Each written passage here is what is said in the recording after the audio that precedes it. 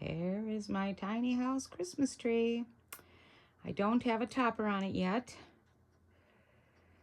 Not quite done, as you can tell. Look at that lonely little ornament at the bottom. And of course, Molly.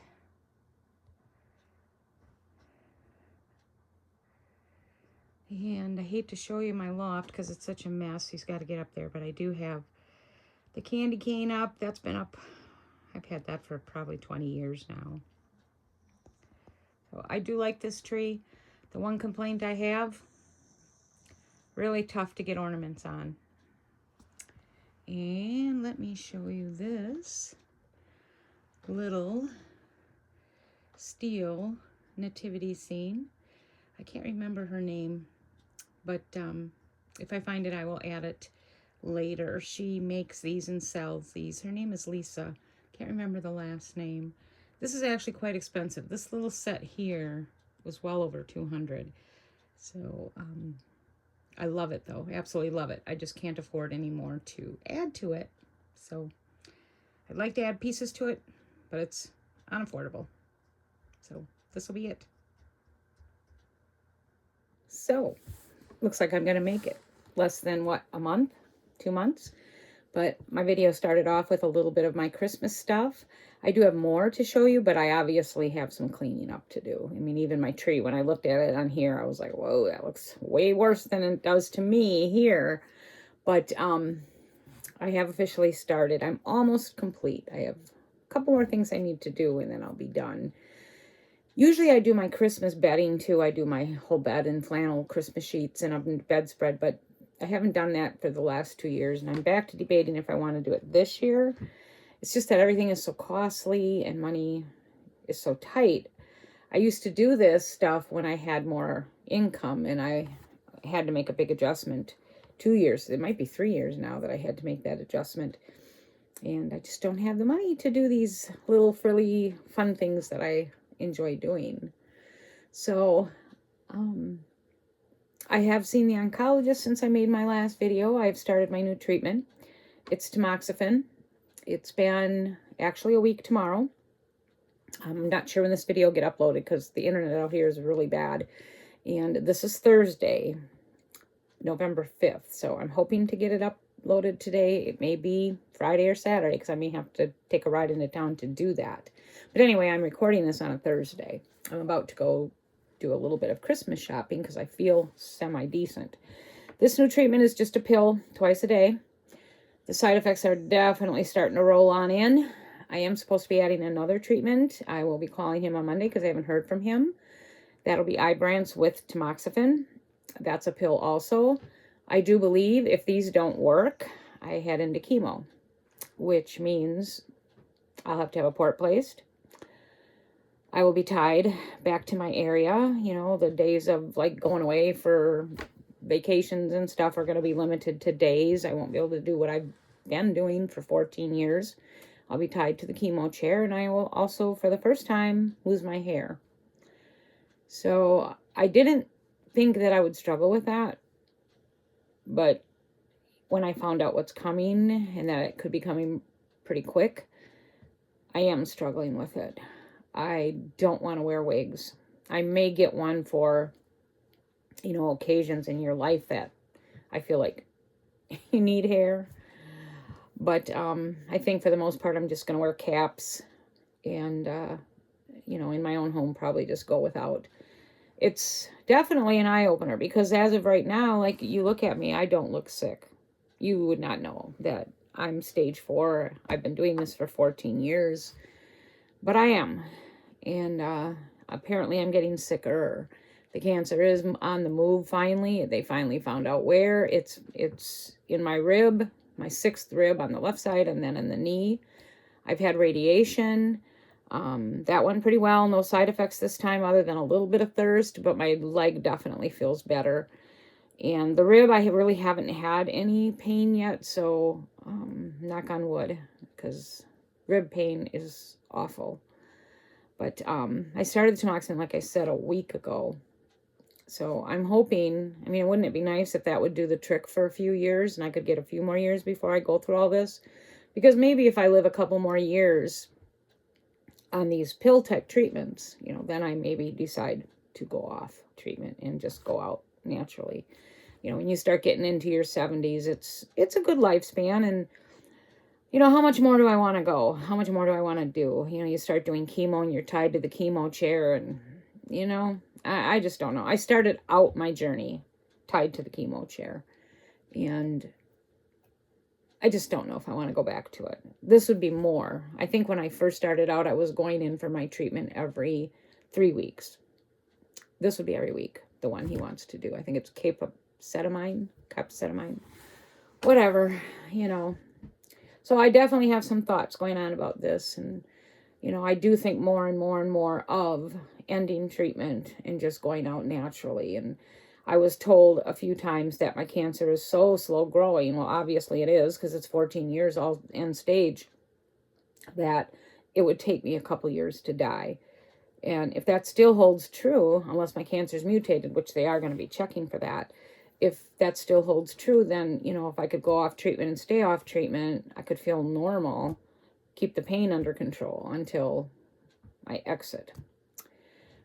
Of course, no one really wants to die, but I'm getting less and less afraid of it. I'm getting more and more wanting it. I don't like the way this world is. I don't want to get into political stuff or anything, but very unhappy with our world and the way things are going. The one thing I will say is I don't believe it's a Democrat-Republic issue anymore. I believe it's an all government issue. I believe they're all crooked. They're all liars. They're all thieves. They're all moral, bankruptly corrupt. All of them. So that's just my opinion. And I don't like the way things are going, obviously. I think a lot of people don't. I don't like the things you hear on the news. I've always said I have too much of a tender heart for this earthly life. And I think as I get older, I find that more and more to be true. I can't handle like the UPS airplane crash that happened the other day. The instant I saw it, I just started bawling because the first thing that went through my mind, it was instant death. It was just instant. That's the best way to go. But still, when I saw that fireball, I was like, they're just gone. All these families just lost their loved ones. And, 1 minute you're here and the next minute you're either in heaven or hell. It's just so instant. And it was so tragic. So I had to take a quick break there. Baldy likes to interrupt me. But anyway, it's like I can't handle news like that anymore. I never could really, but when I was younger, it seems like you get the instant emotional trauma, you grieve, and then you're back to living your life. As I've gotten older, it just like stays with me, and I'm really struggling with all of the sadnesses in our world. And years and years ago, like when we were growing up, we didn't have internet, we didn't have social media, we didn't have these things where everything that's going on pretty quick, sometimes right after, sometimes during. And I don't know if it's a good thing to have all this social media. I've pretty much, I don't watch the news. I don't watch any news on my social media, but yeah, there's always something that'll flash past. So you'll see things you don't want to see. I'm really trying hard not to see anything anymore. I know it's bad out there. I pray. I talk to God all the time. I pray for people. I pray for peace. I pray for people to grow a heart, to grow morals, to grow caring and giving and looking out for each other.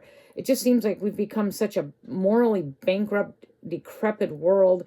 How many houses can you use? Think of this, all these billionaires, millionaires, trillionaires, whatever they are. They have 4, 5, 6, 7 houses. They sit empty. What do? They employ a maid and a gardener, and they sit empty. We have homeless growing by leaps and bounds. I'm not saying give them your house, but sell the damn places and let's look out for each other. It ain't going to happen in this corrupt, crazy world. It just isn't. We can hope. Some people might do it, but, the majority, and when you got money, that's what they do. They shop and they spend. And, that one singer, I don't know much what she sings, Billie Eilish, I think. Last week, she kind of lectured the billionaires, and then right after she gave her lecture, she donated quite a bit of money, I think millions, to these different charities. And, you know, she let it be known that she was donating. She let it be known to whom. I wasn't impressed. Why wasn't I impressed? Because do you really know where your money's going when you give $500,000 to the Red Cross, $500,000 to this organization, $500,000 to this organization? All you're doing is patting yourself on the back, thinking that you're actually doing good. So much of that money goes into the CEO pockets. It never reaches the people that it's intended, what you think it's going to.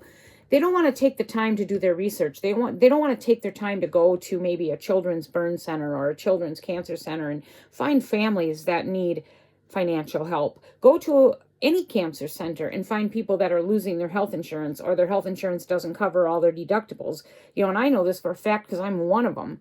And it isn't hard to find people that could use that money the right way so you can go to sleep at night knowing I took care of all the bills for these children that have cancer. Their families can worry about their child and not deal with the bills coming in. Or, you know, people that need transportation. Some people have to fly to other states to get transportation. They have to fly their child to different places and they don't have that money. Build a humane shelter for all these animals that, how many animals that they're saying? I think they said there's over 600,000 dogs and cats a year being put down simply because we can't house them? Bullshit. Start with all these people with this money. Start opening up places where we can get these animals fixed for free. And then let's get them into homes or build places where they can live out their lives. We need to get these animals neutered and spayed. We need to provide food. I'm also growing tired of hearing people say, well, you shouldn't have a pet. You don't have a right to have a pet if you can't afford to feed it. When our shelters are overflowing and animals are being put down for no reason other than overflowing, what the hell is wrong with a caring, loving human being adopting an animal and then getting a little help to feed it until things pick up? Or maybe they won't pick up. But if they're taking care of that animal and that animal has a home and it's not in a shelter and it's not being put down, do we really give a rat's patootie if we have a free pet food pantry where they can go get their food? I don't. I'll be happy to do that. I'll be happy to bring a bag of food. I feed over 16 feral cats right now. And believe me, it is a sacrifice. I have to sacrifice to do this. But that's winter. Where I live in winter, the cat population explodes. Our Humane Society here in Wisconsin is begging people to foster cats. So I know I'm not going to get no help having anybody come out here and, you know, try to capture these cats and get them neutered. It would be on me and my husband. We have our area completed. All of our cats are neutered. We're done. But there's another section in the campground now where it's starting to explode. To be honest, I don't have the physical capacity right now to go and trap these animals, bring them to the Humane Society, pay for that, and then bring them back. I just can't do it. I've done it for about 4 years now, me and my husband. But I can't ask him to do anymore. So I'm going to feed them. I can only afford to feed them once a day. But I feel like that's my contribution to the world and to care for God's creatures. It's an honor to do it. I'm not crabbing about it. I will never turn down help. So if any of my viewers that have been with me forever, if you want to donate cat food, please message me because I won't turn it down because I do feed plenty of cats in the winter. In the spring, I stop because, you know, then they got the birds and the mice and all that. But all that goes into hiding now, so they just don't have access to food. So I'm not one that can just say, let them starve. So I feed them once a day. So anyway, that's my little rant. I am going to go out today because I feel semi-decent and try to get a few Christmas gifts for a couple of my grandchildren. And then my twins are going to be here Saturday for dinner. We are making dinner. They just turned 40. I cannot believe I lived to see my youngest turn 40. We're going to have dinner and dessert and visit. So that'll be nice. I have to get my house cleaned up for them because as much as I think my house is clean, it really isn't. It's, I don't know what you call it, half butt, you know, like it's picked up. I change our sheets once a week. I vacuum every day. I really don't get to the dusting part. I can't stand long enough to do it. May have to get some help. I may have to actually get some help because I just can't do it anymore.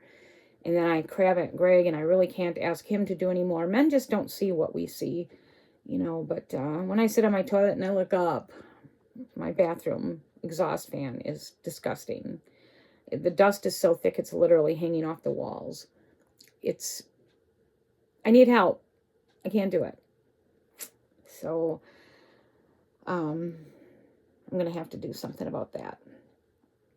But I hope to go have a little fun today, get my mind off of this. The side effects have started kicking in from this treatment. Today is day 6. The biggest side effects are, I have, well, I'll just give it to you. Transparent. I have diarrhea, and it is not fun. And it's rough. I started having mouth sores and mouth pain yesterday, but I've been gargling with extra salt water. That's getting better. It only took 24 hours, so I am having trouble sleeping, I've noticed. And I have like acid reflux building up. So hopefully all these things will settle down because they're not like really bad. So I'm hoping that my body will get used to it. Another interruption, so I'll just complete this video because we're getting ready to go. But that's, you know, these side effects aren't horrid. They're livable. I stay close to home. Thankfully, I have a warning when my stomach's not right.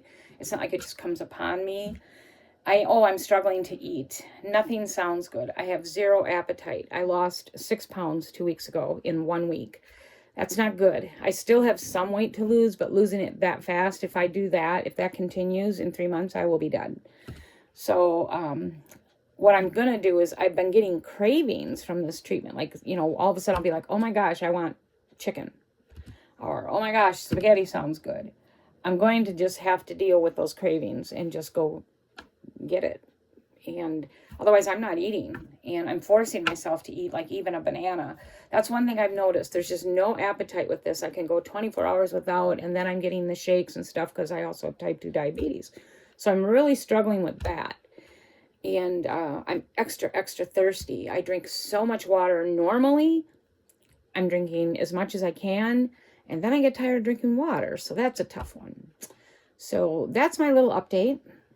For those of you who pray, I do ask for prayers that this treatment is working. That my next one that I add, Ibrance, will be gentle on me because I heard it can be rough. I've heard it can be good, but I've heard it can be rough. I tend to get the rough. And so I ask for prayers for the treatment to not only be effective, but that my body can handle it. And I pray that I can get out of this mood of just not really wanting to fight. Because, you know, I still feel like I'm rather young, and I wouldn't mind another 10 years. I don't know if I'm going to get it, but we'll see.